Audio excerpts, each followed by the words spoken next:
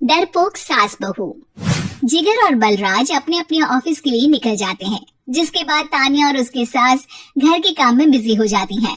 तभी रसोई में से तानिया की चिल्लाने की आवाज आती है। ओए माँ, बचाओ रे! उश, उश, उश, भागो यहाँ से! तानिया की आवाज सुनकर उसकी सास भी वहाँ आ जाती है। अरे क्या हुआ? और इस तरह स्लैब पर चढ़कर क्यों बैठी हो? उस छिपकली की वजह से। है? छिपकली? अरे कहाँ है छिपकली? ऐसा बोलते हुए तानिया की सास भी डर कर स्लैब पर चढ़ जाती है। अरे जब इन छिपकलियों को घूमने के लिए हमने दीवार और छत दी है, फिर ये हमारे घूमने की जगह पर क्यों उतर आती है? मुझे क्या पता, सामने बैठी है, आप ही पूछ लो ना, साथ में भगा भी देना। इस पर सास डरते हुए स्लैब पर बैठी बैठी ही छिपकली को भगाने की कोशिश करती है। हुश, हुश, हुश, अरे जा ना, वापस अपने घर जा। सासू माँ, छिपकली है, कुत्ता नहीं। अरे हाँ, छोटी सी ही सही छिपकली तो है, तो तुम ही भगा दो ना। तानिया की सास उसे स्लैब से नीचे गिरा देती है, जिस पर छिपकली तो डरकर भाग जाती है। लेकिन दोनों सास बहू के बीच टॉम एंड जेरी वाला खेल शुरू हो जाता है। आपने मुझे धक्का क्यों दिया? मुझे कुछ हो जाता तो? अगर वो मुझे खा जाती तो? अरे छिपकली थी, डायनासोर नहीं। हाँ, सिर्फ छिपकली ही थी, और आपको उससे डर नहीं लगता तो खुद क्यों नहीं भगा दिया? अरे तेरे होते हुए अगर मुझे काम करने पड़े, फिर बहू होने का फायदा क्या है? इसी तरह सुबह से शाम हो जाती है। जिगर और बलराज भी ऑफिस से घर वापस आ जाते हैं, लेकिन सास बहू की तू मैं खत्म नहीं होती। आज इस सुबह का मुद्दा क्या है? मम्मी ने मुझे छिपकली के सामने भेज दिया। अरे वाह मेरे डरपोक, मुझ पर 30 साल से शेरनी जैसे हुक्म चला रही हो और एक छिपकली से डर गई। इस पर दोनों बाप बेटे हंसने लगते हैं, जिसे देखकर सास बहू एक दूसरे की शक्ल देखते हुए अब अपनी लड़ाई भूलकर उनसे लड़ना शुरू कर देती है। अरे आप ना ज्यादा बत्तीसी ना दिखाओ, नहीं तो शेरनी के एक पंजे से 32 के 32 दांत बाहर निकल आएंगे। अपनी माँ की इस बात पर अब जिगर अपने पापा को देखकर हंसने लगता है। अरे क्यों पापा, आ गया स्वाद। अभी आपको भी आएगा स्वाद।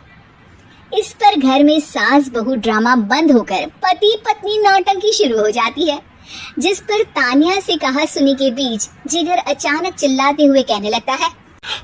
कॉकरोच, इतना बड़ा कॉकरोच! हे भगवान, हमें इससे कौन बचाएगा?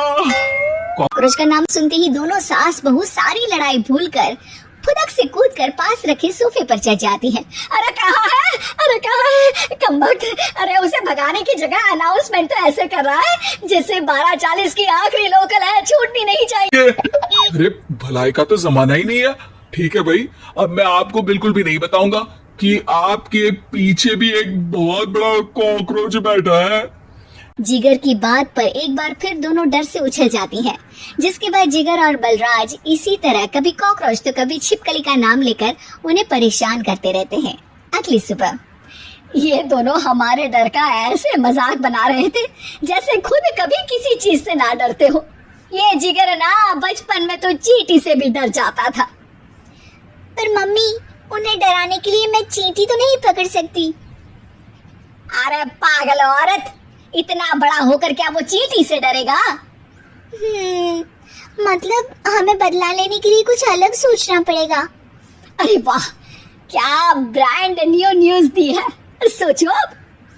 दोनों बहुत देर तक जिगर और बलराज को डराने के लिए अलग अलग तरीके सोचती हैं, पर किसी भी अंजाम तक नहीं पहुंच पाती, जिस पर तानिया की सास उससे कहती है। हम उन्हें नहीं डरा सकते, पर अपना डर तो खत्म कर ही सकते हैं ना।